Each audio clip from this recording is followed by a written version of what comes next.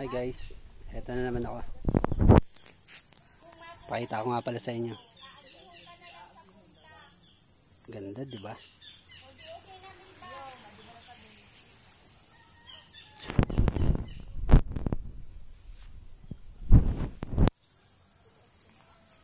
Tahimik dito sa lahat ng gusto mag-unwind. Ito ang pinaka the best place na pupuntahan nyo. Walang kuryente, walang kotse, walang motor. Basic na basic. Balik sa dati pamumuhay.